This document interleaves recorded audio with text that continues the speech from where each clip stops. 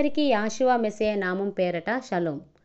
ప్రియమైన సహోదరీ సహోదరులారా, విశ్వాసమనున్నది ఆత్మఫలములలోని ఒక భాగమని గలతీ పత్రిక 5వ అధ్యాయం 22వ వచనంలో వ్రాయబడింది.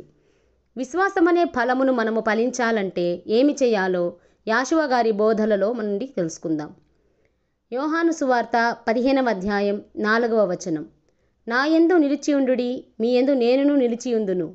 తీగ ద్రాక్షావల్లిలో నిలిచి ఉంటేనే గాని తనంతట తానే ఏలాగు ఫలింపదో, అలాగే నా యందు నిలిచి ఉంటేనే కానీ మీరును ఫలింపరు. యోహాను సువార్త 15వ అధ్యాయం 5వ వచనం, ద్రాక్షావల్లిని నేను, తీగలు మీరు.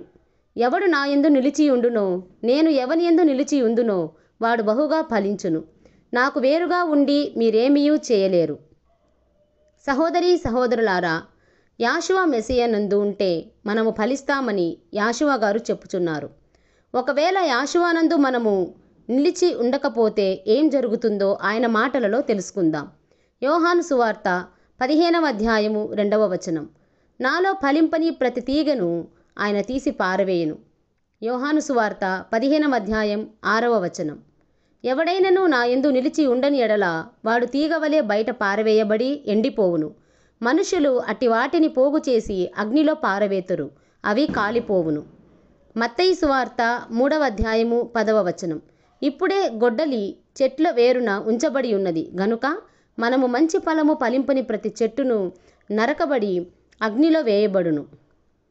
మత్తయి సువార్త 7వ అధ్యాయము 17వ వచనం, ప్రతి మంచి చెట్టు మంచి ఫలములు ఫలించును, పనికి మాలిన చెట్టు కాని ఫలములను ఫలించును.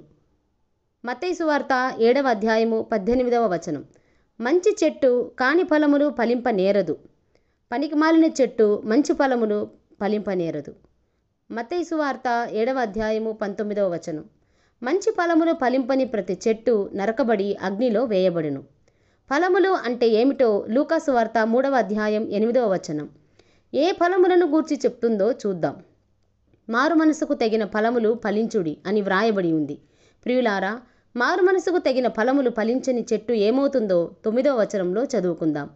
ఇప్పుడే గొడ్డలి చెట్ల వేరున ఉంచబడి ఉన్నది గనుక మంచి ఫలములు ఫలించని ప్రతి చెట్టును నరకబడి అగ్నిలో వేయబడునని చెప్పెను. కావున ప్రియులారా, మనలను యాషువా గారు అగ్నిలో వేయుటకు ఏర్పరచుకొనలేదని ఆయన చెప్పుచున్నాడు. యోహాను సువార్త 15వ అధ్యాయము 16వ వచనం, మీరు నన్ను ఏర్పరచుకొనలేదు, మీరు నా పేరట తండ్రిని ఏమి అడుగుదురో అది ఆయన మీకు అనుగ్రహించినట్లు మీరు వెళ్ళి ఫలించుటకును మీ ఫలము నిలిచి ఉండుటకును నేను మిమ్మును ఏర్పరచుకొని నియమించి తిని. ప్రియులారా, విశ్వాసములో ఫలించుట అంటే వాక్యానుసారమైన ఆచారములు ఆచరించుట మరియు విశ్వాస జీవితములో అభివృద్ధి కలిగి ఉండుట. మనము బహుగా ఫలించాలంటే మనము ఎల్లప్పుడూ మెస్సియానందు జీవించాలి. అప్పుడు ఫలమిచ్చు చెట్టు వలె ఉందుము.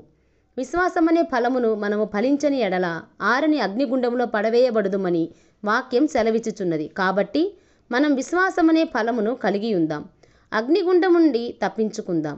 ఒకవేళ ఫలించని ఎడల ఫలింపని ప్రతి తీగను ఆయన తీసి అగ్నిలో పారవేయును. కాబట్టి విశ్వాస జీవితంలో ఫలించుటకు ప్రయాసపడుదాం. మన ఫలము యాషువా వచ్చే వరకు నిలిచి ఉండే విధముగా మన విశ్వాసమును కాపాడుకుందాం.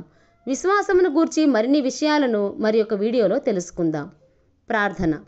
పరలోకమందున్న మా తండ్రి, మేము మీ యందు నిలిచి మంచి ఫలములను ఫలించుటకు సహాయం చేయమని, మా విశ్వాసమును మీ రాకడ వరకు కాపాడుకునే శక్తిని మాకు దయచేయమని యాషువా మెస్సియా నామము పేరిట ప్రార్థిస్తున్నాను తండ్రి. ఆమేన్.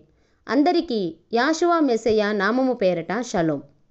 Thanks for watching. Do subscribe our channel. Please like, share, comment and don't forget to click the bell icon for notifications.